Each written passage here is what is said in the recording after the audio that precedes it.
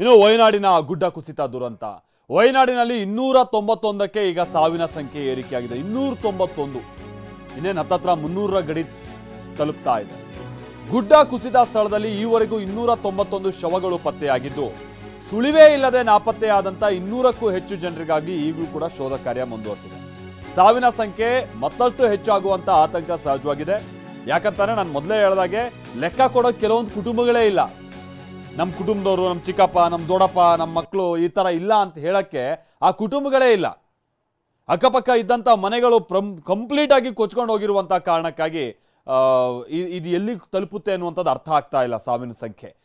ಮತ್ತೊಂದು ಕಡೆ ಈ ಗುಡ್ಡ ಕುಸಿತ ಆದಂಥ ಸಂದರ್ಭ, ಆಮೇಲೆ ಆ ಮೇಲ್ಗಡೆಯಿಂದ ಕೆಸರು ಮಿಶ್ರಿತ ನೀರು ಈ ಏನು ಕಲ್ಲು ಬಂಡೆಗಳ ಜೊತೆಗೆ ಮರದ ದಿಮ್ಮಿಗಳ ಜೊತೆಗೆ ಕೊಚ್ಕೊಂಬಂತಲ್ಲ, ಆ ಸ್ಥಳ ನೋಡಿ ಎಷ್ಟು ಭಯಂಕರ ಆಗಿದೆ ಅಂತೇಳಿ. ಒಂದು ಕಡೆ ಈಗಲೂ ಕೂಡ ನೀವು ನೋಡಿದ್ರೆ ಅಬ್ಬಾ ಎಷ್ಟು ಚಂದ ಇದೆ ಪ್ರಕೃತಿ ಅಂತ ಅನ್ಸುತ್ತೆ.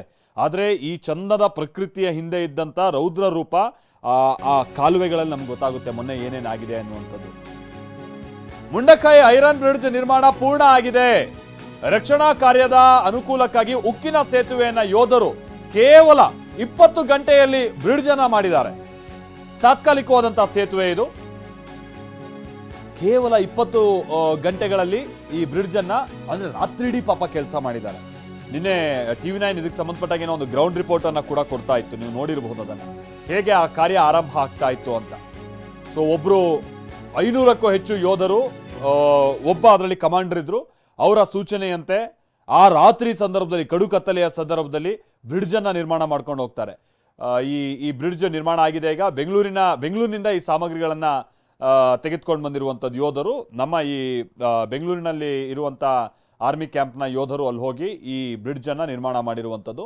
ಆಮೇಲೆ ಇದ್ರ ಮೇಲೆ ಈಗ ದೊಡ್ಡ ದೊಡ್ಡ ಟ್ರಕ್ಗಳನ್ನ ಕೂಡ ಓಡಿಸಲಾಗುತ್ತೆ.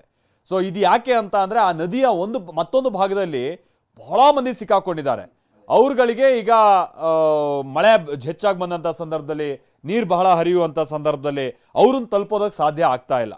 ಈ ಕಾರಣಕ್ಕಾಗಿ ಇನ್ನು ಮುಂದೆನೂ ಏನಾದ್ರು ಬಹಳ ಮಳೆ ಬರೋದು, ಕೆಸರು ಮಿಶ್ರಿತ ನೀರು ಮತ್ತೆ ಹರಿದು ಬರೋದು, ಈ ಥರದ್ದು ಏನಾದರೂ ಆದರೆ ಸಮಸ್ಯೆ ಆಗ್ಬಿಡುತ್ತೆ ಅಂತೇಳಿ ಅನುಕೂಲಕ್ಕಾಗಿ ಈ ಬ್ರಿಡ್ಜ್ ಅನ್ನ ನಿರ್ಮಾಣ ಮಾಡುವಂಥ ಕಾರ್ಯ ಆಗ್ತಾ ಇದೆ.